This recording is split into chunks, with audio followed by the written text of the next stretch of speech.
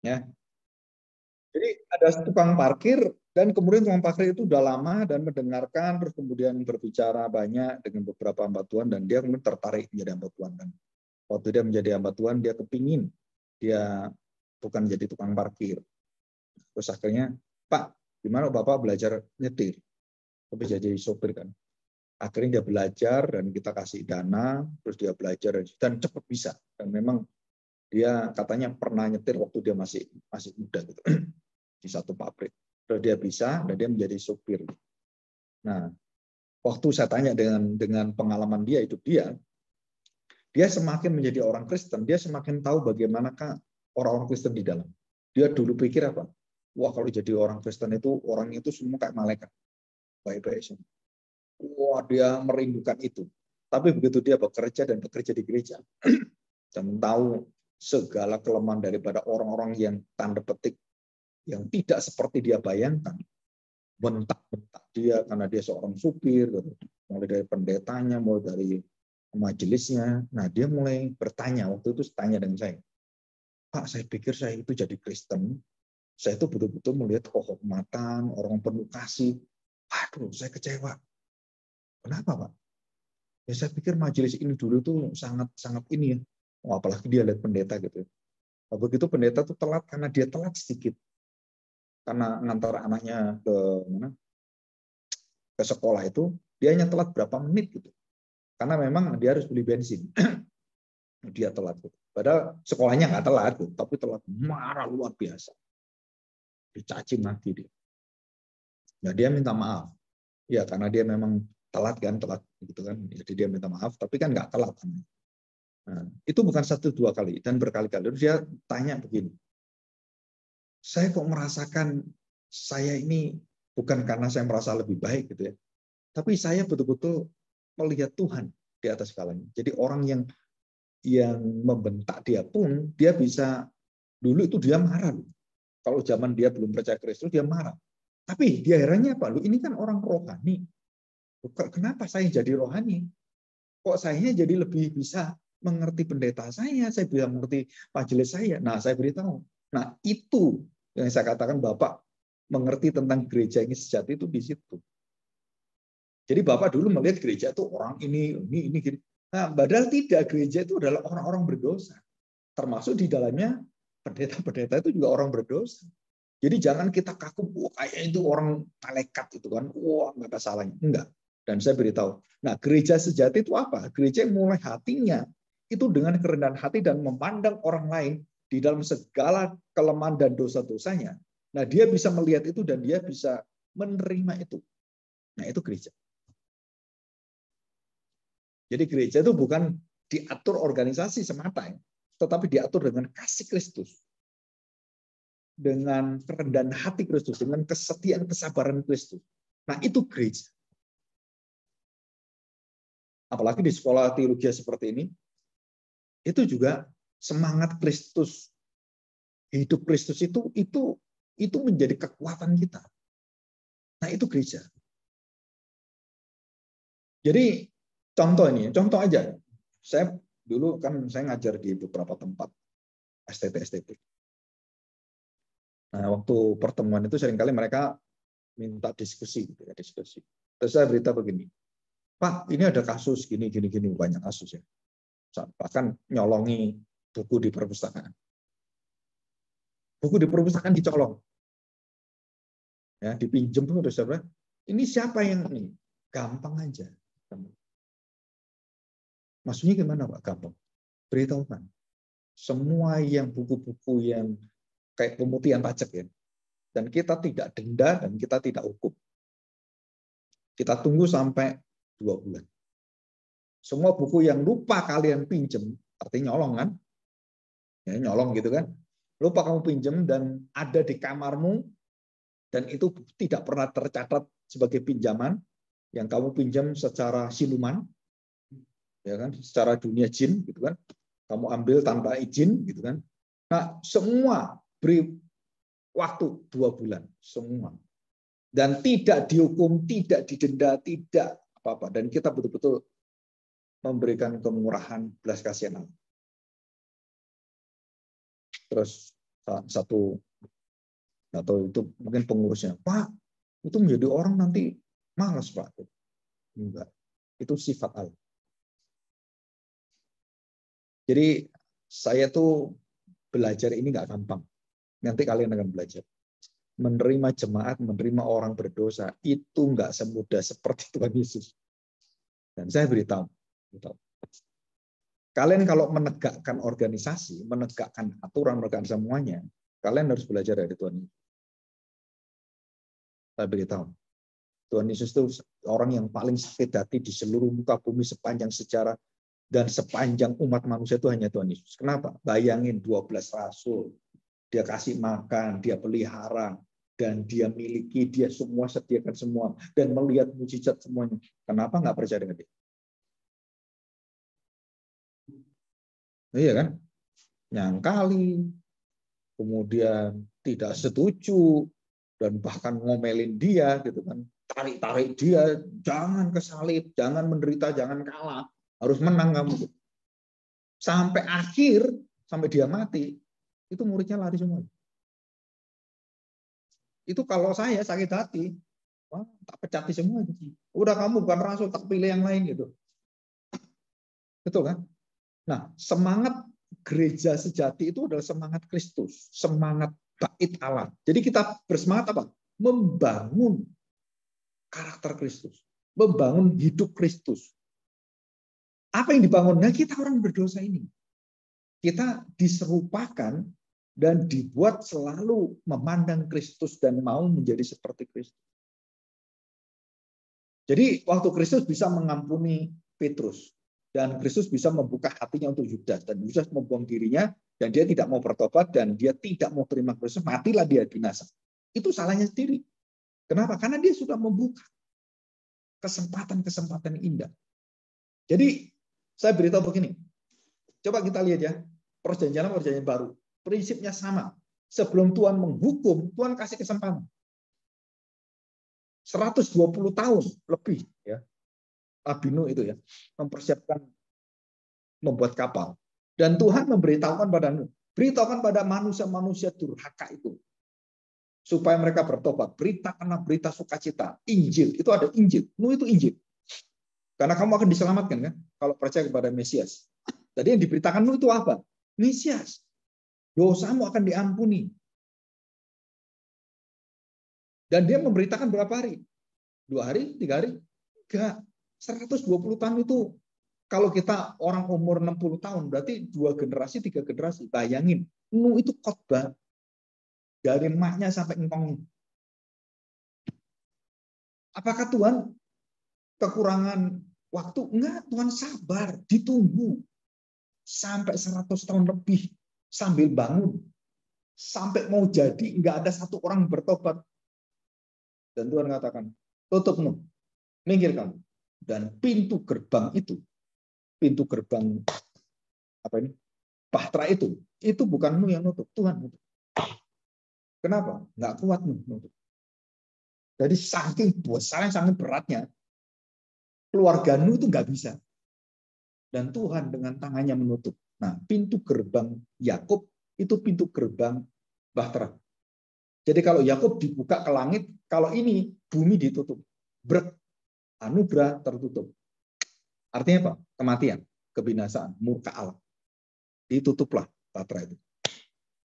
Dan hujan tuh mati semuanya. Nah, kemarin saya baca buku arkeologis terbaru. Ditemukan di daerah mana ini? Timur Tengah, yang padang gurun seperti itu, ditemukan binatang-binatang air fosilnya. Loh, kok bisa di pegunungan padang pasir gitu kan? Kok bisa ada binatang air, ikan, terus kemudian seperti gajah, terus apalagi yang binatang apa itu yang kayak dinosaurus itu, yang terbang itu, yang di air. Jadi apa itu namanya yang ada satu sebutan dinosaurus yang air bisa terbang.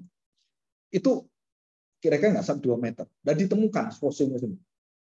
Terus mereka mengatakan begini, berarti ini berjuta-juta tahun itu lapisan bumi. Bukan itu. Bumi dari sejak Adam sampai sekarang tidak lebih 10.000 tahun. Tapi pengetahuan mengatakan Adam itu hidup jutaan tahun. Itu bohong semuanya. Kenapa? Karena peristiwa air bah. Jadi binatang-binatang kena peristiwa air bah itu, karena kan itu di padang belantara semua kan jadi satu kan. Dan kemudian nyantollah binatang-binatang mati itu menempati di mana? Di bukit-bukit itu. Jadi kok bisa ada binatang air berada di padang gurun? Karena banjir, karena bahtera, karena air bah. Dan disitulah para arkeologis yang ateis itu, dan waktu diberitahukan tentang firman Tuhan, mereka berpikir, wah kita bikin teori salah semua. Dan mereka bertobat, dan mereka sekarang membuat arkeologis Kristen. Semua berdasarkan Alkitab, dan dia mengatakan kenapa ini ada ini di tembok-tembok itu? Karena bahtera air bahnya. Baru terjadi lengkap semua. Jadi teori-teori yang mereka, dinosaurus apa gini terpatahkan semua, dan itu semua yang benar adalah Alkitab. Jadi kalau tidak ada banjir air bah itu, binatang-binatang nggak mungkin sampai ke pegunungan, nggak mungkin sampai di padang gurun seperti yang harusnya tidak ada binatang. Mana binatang di sini nggak mungkin. Tapi ada di sana dan fosilnya tertanam di sana. Dan ini satu. Kalau kita lihat, jadi Allah itu sebenarnya sebelum menghukum, sebelum menyatakan penghakimannya, dia memberikan kesempatan untuk manusia berubah. Dan termasuk zaman sekarang. Tuhan Yesus mengatakan apa? Nanti waktunya akan datang, penghakiman akan datang. Beritakanlah berita belas kasihan sukacita Tuhan dan kemenangan. Injil disuruh beritakan ke seluruh dunia. Sampai berapa tahun? Ini yang terlama. Jadi kalau bangsa Israel diberi waktu, bertobatlah. Ya kan? Dan kemudian mereka tidak bertobat, dibuang berapa tahun? 70 tahun. Terus dinantikan Tuhan bertobatnya. Dan mereka bertobat kembali ke Yerusalem, membangun kembali, dan kemudian mereka jatuh dalam dosa lagi pada waktu nabi-nabi kecil, Zakaria, terus kemudian Amos semuanya, sampai Maliaki, dan mereka jatuh dalam dosa, dan mereka mengkhianati, tidak mau percaya. Dan mereka lebih percaya kepada bangsa-bangsa menjajah mereka. Jadi bangsa Israel itu agak gila. Agak edan itu apa? Dia punya Allah, dia masih bergabung dengan bangsa lain, dan dia dijajah bangsa lain, dan dia menjadi sama dengan bangsa lain. Dan mereka tinggalkan Tuhan. Loh, itu Tuhan sakit hati. Kalau kamu ini lagi teman dekat ya, terus pacaran, terus menjadi calon istri, calon suami, terus menjadi suami dan istrimu, itu beda semua perasaan. Teman dekat, terus kamu tiba-tiba, kalau cewek kan, ini cewek saya gitu, maksudnya dekat dengan saya. Terus cewek itu dekat dengan orang lain, sakit hati. Itu masih teman dekat aja udah sakit hati deh. Teman dekat loh, bukan teman sedekat-dekatnya gitu kan. Hanya teman dekat kita sudah merasa ada kecemburuan, ada apa. Nah, kemudian kalau itu sudah menyatakan kita berpacaran, terus dia kemudian meninggalkan kamu atau tergoda dengan laki-laki lain, tambah sakit hati kan? Sakit hati lebih dalam lagi. Betul kan? Wah, saya rasa nggak dikhianati.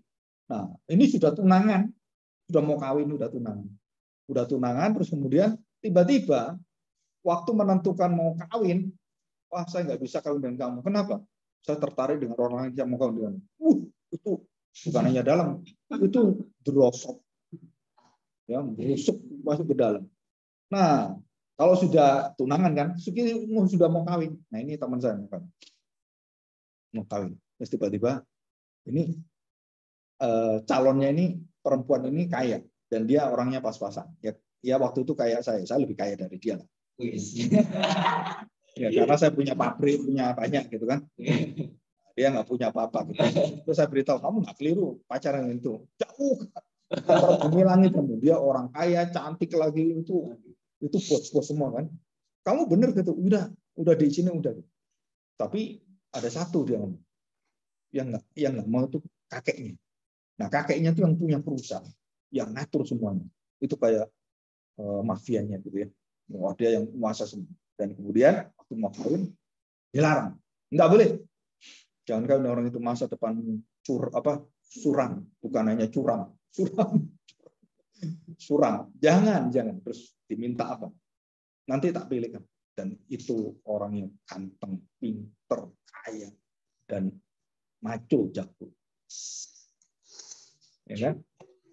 Dan dengan waktu cuma berapa hari sang cewek ini ditemukan. Kan ini calon saya mau kawin. Tanggalnya udah ditentukan 2 bulan lagi. Wah, si bos mafia ini kakeknya ini kaya raya nggak mau putunya itu apa cucunya itu mendapatkan orang yang ini kerajaan bisnisnya nanti nggak bisa dipegang. Cari akhirnya dapat ganteng lulusan dari Amerika S2, wah pokoknya pinter sekali dan sudah pegang perusahaan lebih dari berapa perusahaan. Kamu kawin dengan dia, tak kenal. Pasti kamu senang. Dibandingkan pacarmu jauh bumi langit katanya. Gantengnya kalah, pinternya kalah, semua kalah. Dan perempuan itu akhirnya mengiyakan. Kenapa? Memang ganteng. Dan saya ganteng. Waduh, bahasanya itu persoalan. Dan yang laki-laki ini diomongi, ya kan? Mamanya menghadap, bukan ceweknya. Mamanya. Ya, kita begini ya, manusia bisa berubah katanya. Nah, ada udah enak ini kan. Dek gitu kan. Waduh. Dan yang diajak mamanya. Jadi mama dengan mama. Waduh, ketemu seperti itu. Apa yang terjadi? Ya, batal. Ini mau bunuh diri. Saya ke rumah sakit, dia minum baygon.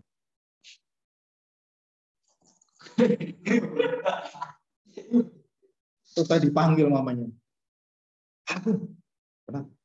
Anak saya masuk rumah sakit. Kenapa ya? Mas sekarang mau kawin. Wah, kecil. Di mana? Tidak ada. Oke, saya lihat ini. Wah, lagi tangannya semprot-semprot. Jadi dikurasin supaya keluarin kan. Mulutnya tuh disuntik kayak nggak sadar kan. Dikasih selang supaya keluar. Dan selamat 2 hari ketemu ngomong-ngomong. Katanya, kenapa kamu begini?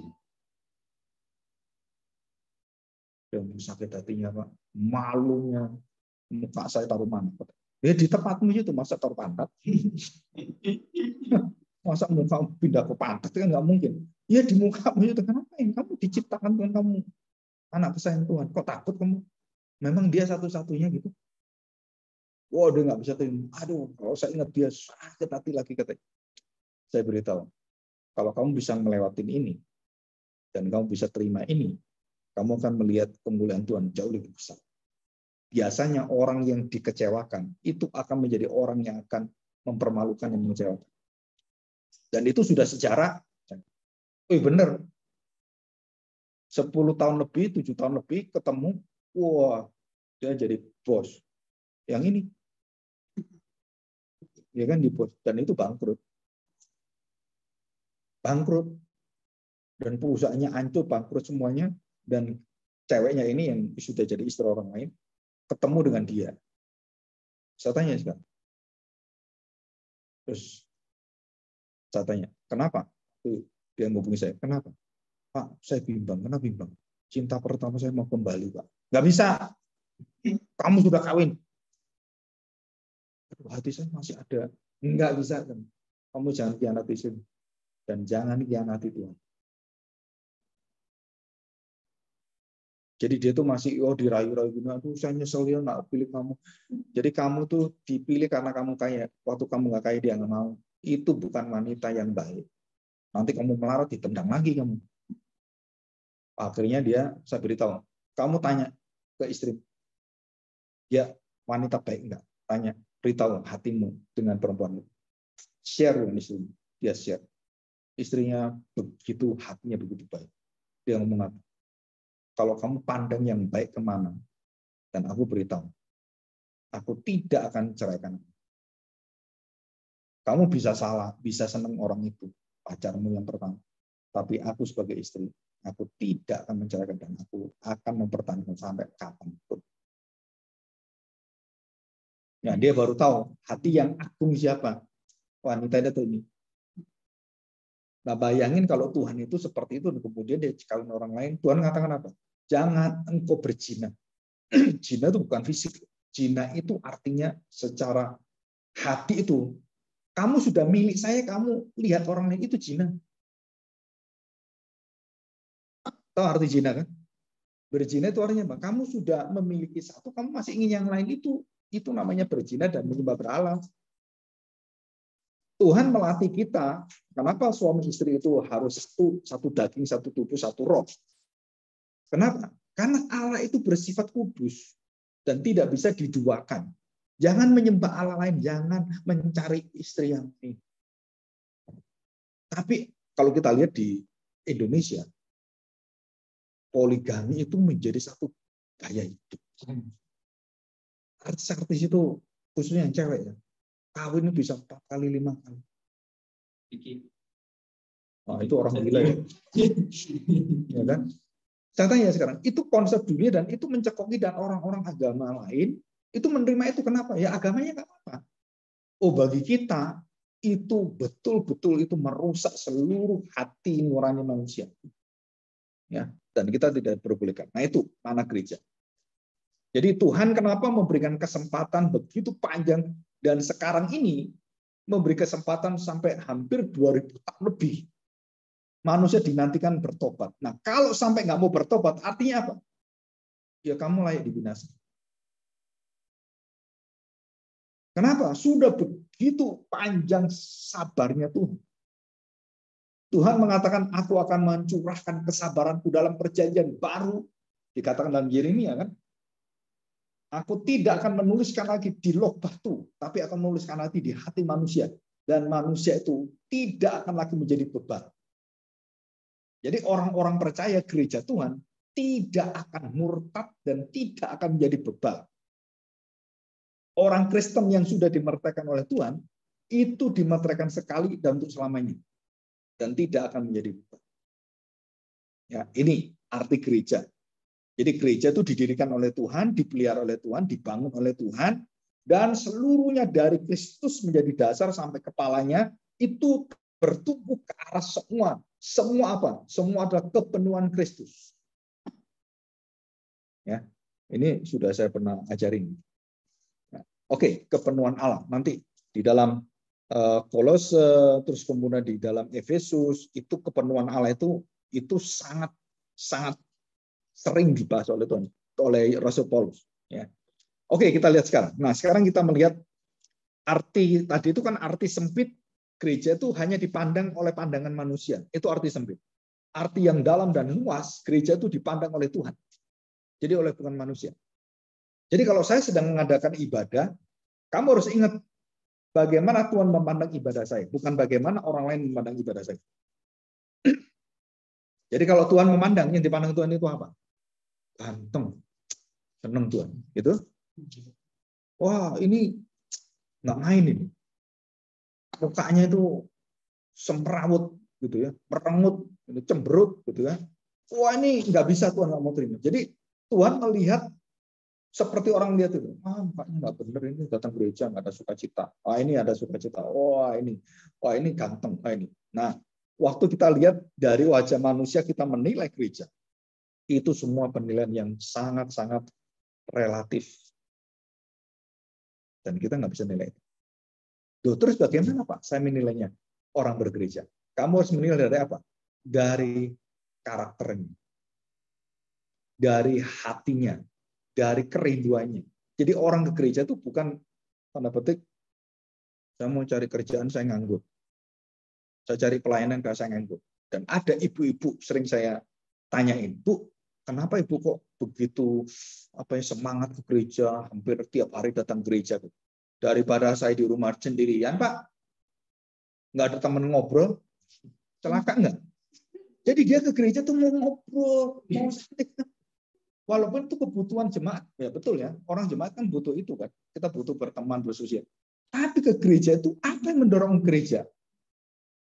Banyak ibu-ibu apa? Pingin ngobrol. Jadi mereka tidak pernah mau menjadi serupa dengan Kristus, mau belajar firman Tuhan. Nah ini bukan gereja, ini ibu-ibu PKK. Atau ibu-ibu arisan. Jadi bukan gereja. Gereja itu apa? Gereja itu merindukan Tuhan, mau hidupnya diubahkan oleh Tuhan, dan dosa-dosa mereka itu terus dikuduskan oleh Tuhan. Itu gereja. Jadi kalau sekarang, wah supaya gereja kita tuh banyak jemaatnya gimana? Wah kita bangun musik yang bagus, wah kita kasih AC semuanya. Nah itu bukan gereja. Itu klub. Saya pernah khotbah ini di Jakarta, marah orang dengan saya. Itu gereja baru besar, baru diresmikan, dan kemudian khotbah sulung itu pertamanya itu saya disuruh khotbah. Weh, Pak, Bapak telanjangi kami katanya. Memang itu, saya ingatkan kalian. Jemaat datang kalau tidak mencari Tuhan. Mencari apa? Setan. Iya kan? Kalau nggak cari Tuhan, cari apa? Cari perutnya, cari masa depannya, cari jodohnya, cari kerjaannya. Nggak bisa, saya katakan. Ini harus dibalikkan, diarahkan kembali. Kamu harus mencari, bergantung, dan sungguh-sungguh bersandar pada Tuhan dalam segala perkara. Kalau saya itu, waduh Pak, ini semoga minggu depan nggak lari semua jemaat saya. Kenapa? Bapak marah-marahin seperti itu gimana ya katanya. Tapi saya beritahu, kalau itu jemaat yang betul-betul Tuhan yang panggil, dia mendengar suara. Betul. Kalau bukan gembala upahan yang didengar, ya gembala yang asli. Wah, gembala yang sungguh-sungguh tak didengar, yaitu bukan gembala saya, bukan domba saya. Jadi kamu mau mendirikan apa? Kamu mau mendirikan gembala yang diingini oleh domba, yaitu gembala-gembala palsu. Gembala-gembala seperti pencuri, maling. Saudara, saya kemarin dengar beberapa gereja besar ya, saya tidak sebut nama gereja. Itu orang pendeta-pendeta besar yang melakukan mujizat. Tutup semua. Tutup. Kenapa? Rugi ini. Tutup. Ini rugi, tutup. Nah, ke gereja untuk apa? Rugi dan untung. Di Jakarta sudah lebih dari 50 gereja tutup. Di Bandung lebih daripada di Bandung ada berapa puluh. Terus kemudian di Surabaya ada lebih dari 50 tutup. Yang saya tahu aja lebih dari 30 yang saya tahu. Yang di gedung-gedung semua tutup semua, nggak ada uangnya. Karena mereka nyewa dan harus bayar. Kalau nggak bayar ya jangan nyewa. Kalau nggak nyewa ya nggak ada tempat kan. Jadi tutup. Nah, kemarin ada survei, saya nggak tahu survei ini siapa kan. Tapi saya sendiri survei, saya tanya, di mana saya pernah bergereja, saya tanya, jemaatnya berapa sih? Masa pandemi ini, 2 tahun pandemi kan udah ulang tahun kan? Virus corona udah ulang tahun, kamu nggak ulang tahun? 2 tahun Maret, ya kan? Terus saya tanya, berapa gereja? Saudara tahu, dari 350 orang yang datang gereja, hanya 25 orang. Yang online berapa? Tidak lebih dari 30 orang. Jadi di total semua nggak sampai 100.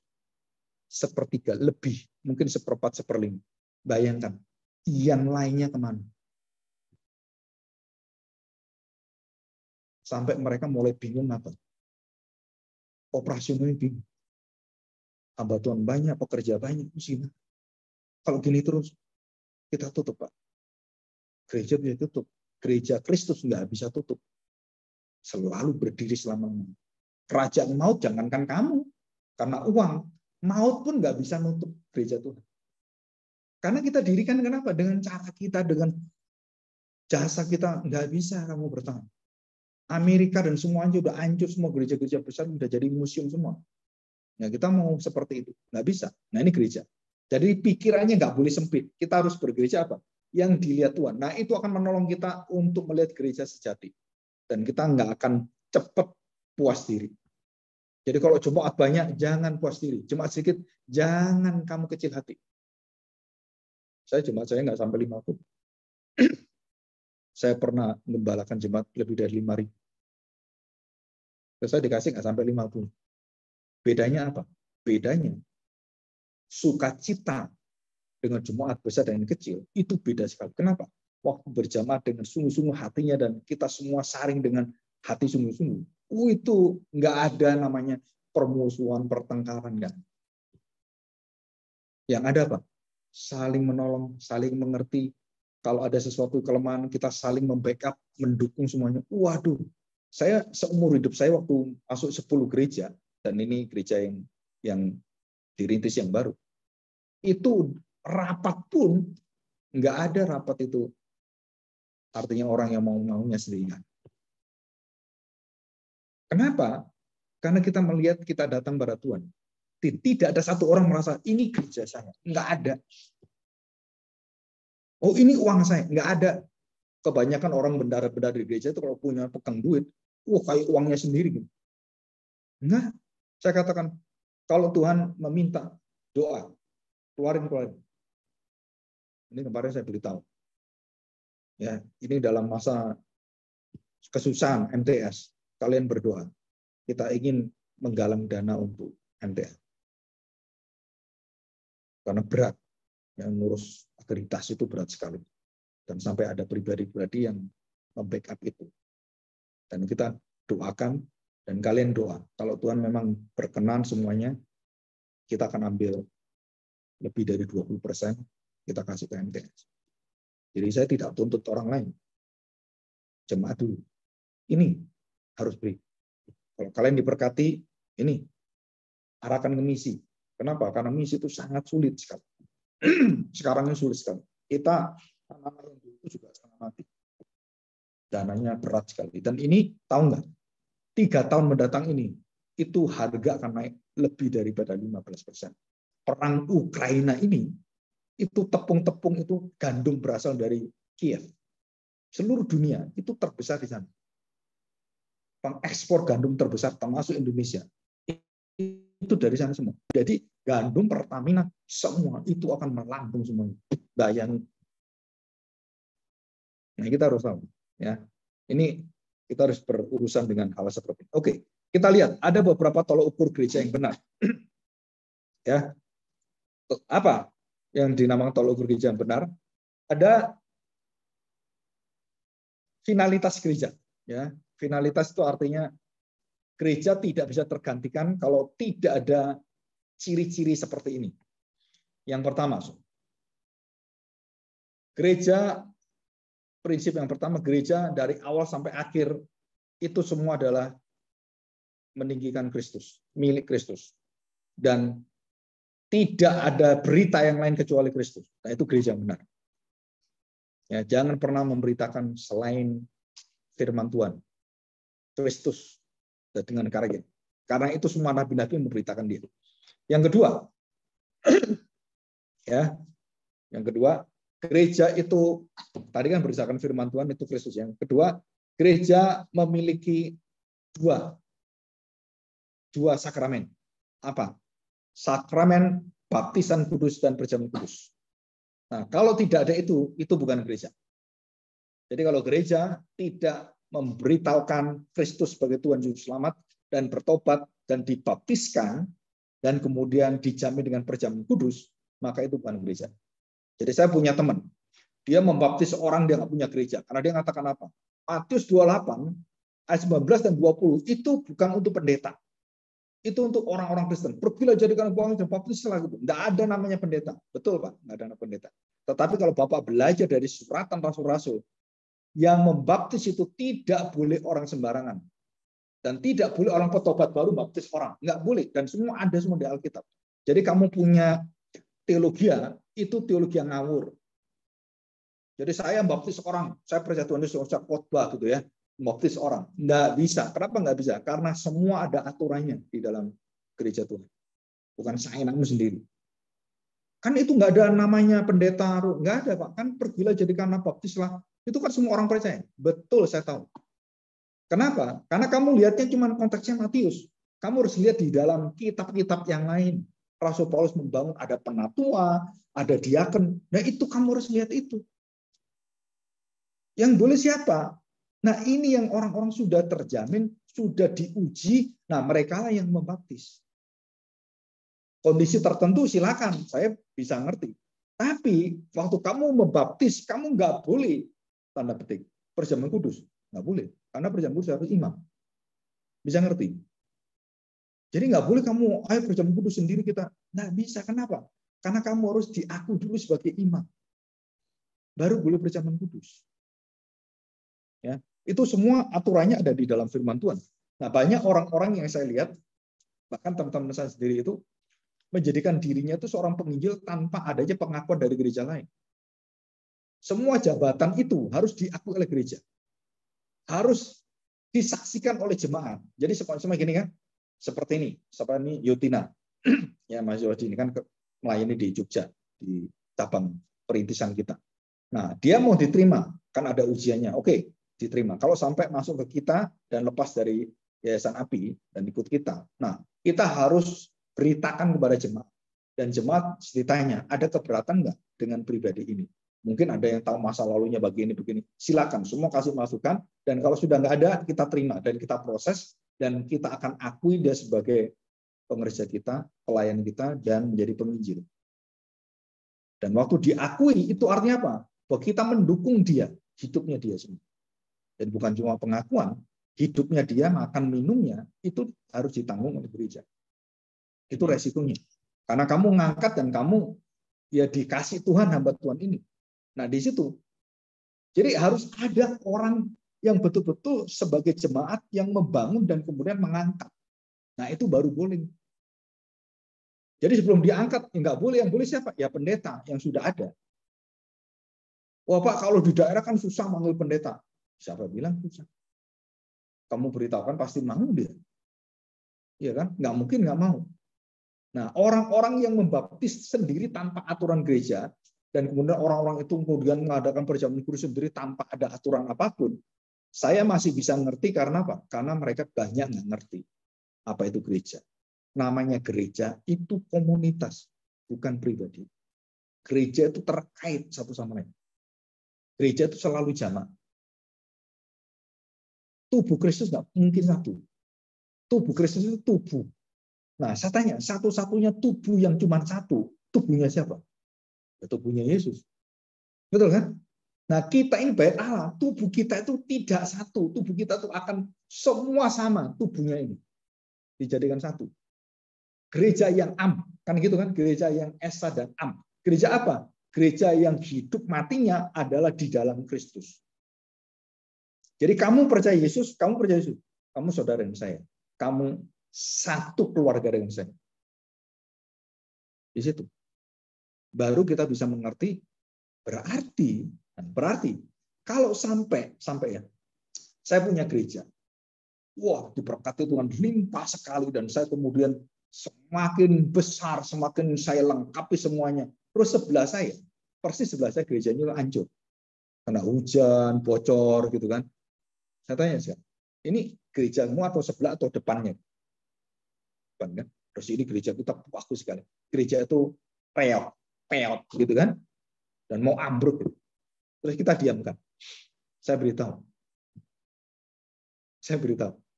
Itu bukan gereja. Gereja itu selalu melihat gereja lain. Selalu mementingkan bukan dirinya sendiri. Selalu mementingkan yang lain. Jadi prinsip gereja yang paling terpenting yang Rasul Paulus beritahukan itu adalah satu. Ini ciri khas yang ketiga, gereja. Finalitas siapa? Tidak pernah melihat dirinya lebih penting dari yang lain. Dan selalu melihat gereja lain yang harus didulukan.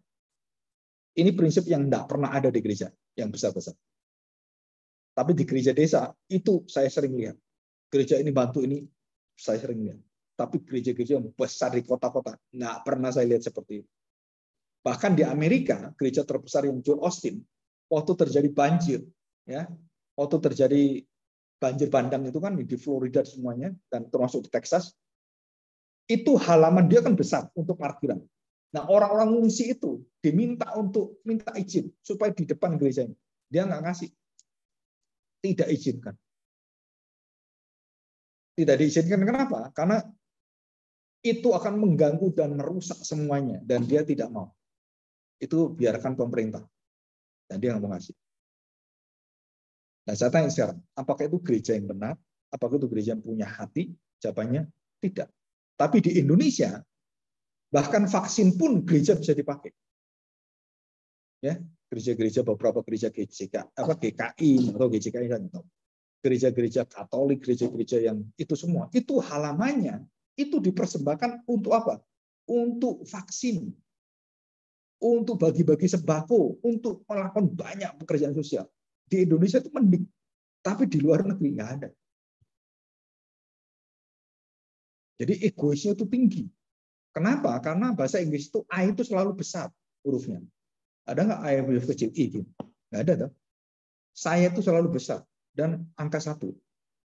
I. Betul kan? I. Saya kan? Dan nggak boleh kecil, harus besar. You, we, kecil semua. I, besar. Dari bahasa pun kita tahu bahasa Inggris itu bahasa yang paling sombong. Iya kan? I. Nggak boleh di tempat manapun dia harus besar. I. Kita nggak pernah pikir kan? Kamu enggak. Nah, kalau kekristenan selalu we. Artinya we apa? Kecil. Selalu bersama.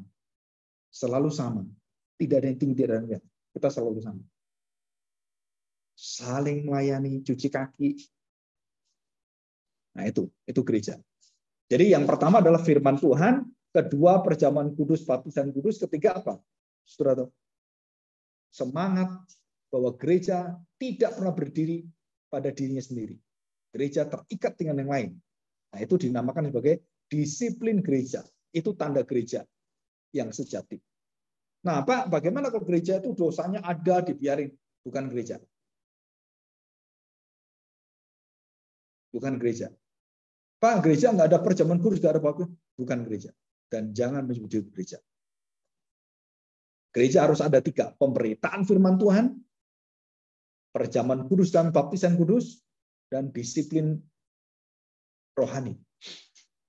Hidup di dalam kasih, disiplin rohani. Dan mendahulukan orang lain, mendahulukan sesamanya, dan mengingat orang lain, dan selalu membawa berita kasih Injil kerajaan Allah itu kepada orang lain. Nah, itu gereja. Nah, yang ketiga, disiplin gereja itu termasuk di dalamnya apa? Itu misi pemberitaan Injil. Ada orang-orang zaman dulu itu menambahkan bukan 3, tapi 4. Apa 4? Misi. Saya lebih suka tetap 3. Kenapa 3? Karena misi termasuk disiplin gereja. Gereja yang tidak bermisi bukan gereja. Jadi saya gereja ini ya, gereja besar, kita ada puji-pujian enak, tapi kita nggak mau urusan dengan agama lain. Kenapa? Wah, nanti kita di penjara, Pak. Nggak usah. Kita menikmati aja. Itu bukan gereja. Itu klub orang Kristen. Klub disco, ya kan? Klub main. Kalau siapa ini ibu-ibu itu namanya clubbing. Ya. Ibu-ibu yang kaya-kaya itu clubbing. Dan kalau kita lihat di gereja-gereja besar itu kalau jujur ya, sebelum gereja itu bisa hampir habis jutaan. Istri-istri pejabat gereja itu kalau ke salon apa itu ya, ke gereja tiap minggu tuh, wah, itu jutaan. Persiapannya mulai dari Jumat. Rambutnya, terus kemudian bahkan sampai ada yang sampai dinamakan itu whole body. Ya kan, diservis seperti itu. Dan ada yang sampai 30 juta. 30 juta. Saya pernah tanya, kamu kalau gini aja berapa? Manicure pedicure itu ada yang 300.000. Yang paket paling murah, tahu ya? Saya waktu istri waktu ke Jogja, terus ada kursi banyak panjang, terus ada perempuan-perempuan semua kakinya gini semua. Saya tanya, ini ngapain? Kok kakinya? Terus saya nggak tahunya apa. Di bawah itu ada ini ya, cewek-ceweknya yang bersihin kakinya. Terus saya liatin, terus istri saya ngomong, kamu tuh kuno. Ini namanya pedicure manicure. Jadi kakinya yang bau-bau itu dibersihin. Dan sampai putih mulus, terus kasih minyak wangi. Oh, itu ya. Yang mau bau-bau itu siapa? Terus tangannya. Wah, ini sampai, kalau kita kan ada kotor-kotoran hitam. Wah, udah nggak main itu. Ini semua. Terus alisnya. Wah. Terus lama-lama kemana? Sampai operasi semua. Operasi semua, wow, wajahnya supaya simetris kayak Lee Min Ho itu kan, itu dioperasi, hidungnya, matanya, bahkan sampai tubuhnya, sampai payudaranya dibesar-besarkan. Nah, itu gereja sekarang itu mirip kayak gitu, gereja kosmetik, ya kan? Tahu nggak Pak Gilbert Lumaindong? Itu hisap lemak loh, operasi wajah, loh. Itu operasi semua itu, miliar itu. Dan dia ngomong sendiri. Terus Ya gemuk lagi nggak bisa. Kenapa? Ya karena makan nggak bisa. Nah kita harus ya jangan jadi gereja kosmetik, pendeta kosmetik juga ya. Nggak bisa, nggak ada. Ya. Oke, ini kita mau selesai ya. Nah, kita lihat sekarang. Apa yang bisa menyatukan gereja-gereja yang tidak benar, yang pecah dan lain-lain. Saudara perhatikan. Ya. Penyebab kehancuran gereja, perbedaan gereja. Yang pertama, penyebab paling utama adalah doktrin. Yang kedua adalah pengakuan iman. Nah, sekarang sudah jarang sekali gereja karismatik Pentakosta yang mengaku iman rasuli. Aku percaya kepada Allah Bapa yang Maha Kuasa sampai terakhir kan. Tentang akhir zaman itu, 12 pengakuan. Nah, mereka buang semua. Nggak ada di gereja-gereja. Bahkan di GJKI nggak ada. Saya tetap pakai. Jadi GJKI yang pakai itu gereja saya pakai Mazmur, pakai itu kayak GKI, tapi kita sangat fleksibel pakai. Nah, pengakuan iman. Yang ketiga, sistem pemerintahan gereja. Artinya begini, sistem pemerintahan gereja. Baptisan nanti membedakan kita. Selam, baptisan percik gitu kan. Dan itu bermacam-macam. Atau perjamuan kudus. Ada yang 3 bulan, ada yang setengah tahun, ada setahun sekali. Ada yang tiap minggu. Nah, GJKI harusnya tiap minggu. Tapi hampir semua saya lihat jarang yang tiap minggu. Jadi kita mengadakan aturan, harusnya aturan itu ya dijalankan. Tetapi karena kondisi yang tidak memungkinkan, kayak banyak nggak pakai. Sebagian besar nggak pakai. Dan saya nggak pakai juga. Saya pakai 2 bulan sekali. Ya, di situ. Terus yang terakhir itu adalah liturgis. Tata cara ritual. Nah, anak-anak muda itu sangat tidak nyaman dengan cara-cara yang diam. Anak-anak muda itu senang yang aktif dan musiknya yang seperti itu. Nah, apa nanti dampaknya ke masa depan itu diteliti gitu ya. Dampak masa depan adalah gereja akan menyesuaikan semua apa yang diinginkan dan dikontekskan dengan remaja. Itu nggak ada salahnya. Bagi saya nggak ada salahnya. Asal semangat di dalamnya tadi 3 itu ya. Kristus, perjamuan kudus, firman Tuhan semuanya itu, dan baptisan perjamuan kudus, ketiga ada disiplin gereja, dan itu semangat ada di situ semua. Itu tetap gereja. Nah, soal ekspresi yang membangun semuanya itu saya membebaskan. Jadi nggak pernah ngatur. Oh, nggak boleh pakai piano, nggak boleh pakai gitar, nggak boleh pakai drum. Ada orang yang mengatakan pakai drum itu namanya gereja setan pakai drum. Itu dulu diusir-usir. Jadi papa saya pernah beliin satu gereja drum, pendeta yang lamanya marah, nggak bisa, ini setan. Karena setan itu pakai kan gitu kan, dukun-dukun yang pakai itu kan. Oh, nggak bisa, ditolak gitu. Nah sekarang udah masuk. Nah piano tahu ya, atau organ itu pada awalnya abad 15 ditemukan itu ya. Awalnya sih 13 atau 13 masih awal. Abad 16 itu mau dimasukkan dan 17, gereja tolak semuanya. Sekarang gereja yang tolak-tolak itu pakai organ semua. Nah, yang punya organ tolak, yang pakai drum, pakai saksofon, trompet gitu ya, pakai itu ditolak semuanya.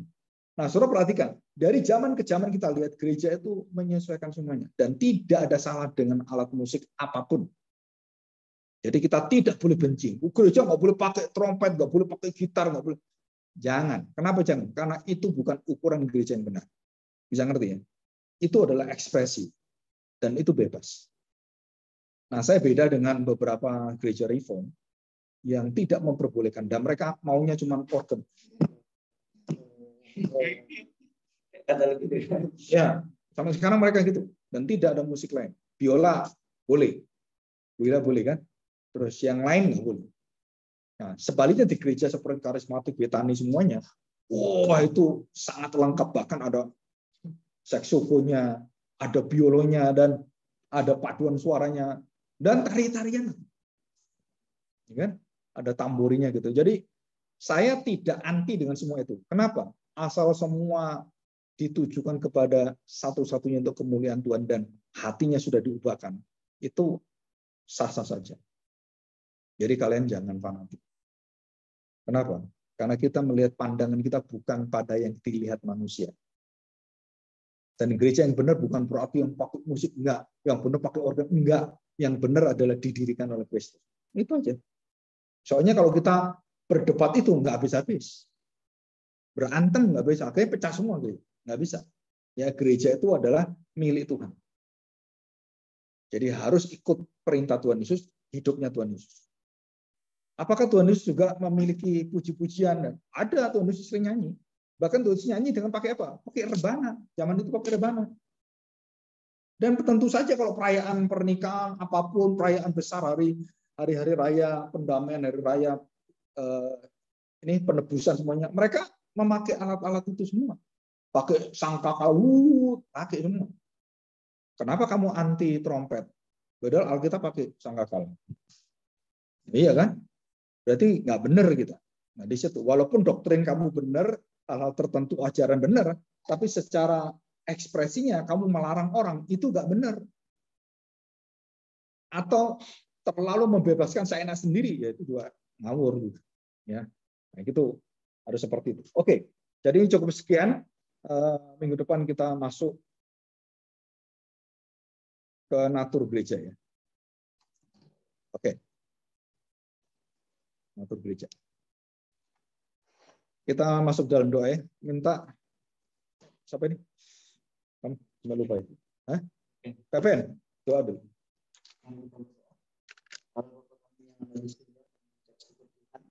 Kasih Tuhan, kami dapat berkumpul di tempat ini dan menyelesaikan perkuliahan kami, misalnya perkuliahan yang berpelajari. Tanpa sekali kami misalkan dalam Tuhan dan nama Tuhan Yesus kita berdoa hari ini. Amin. Oke, nanti ketemu lagi ya. Jam 1 ya? Setengah 1 jam.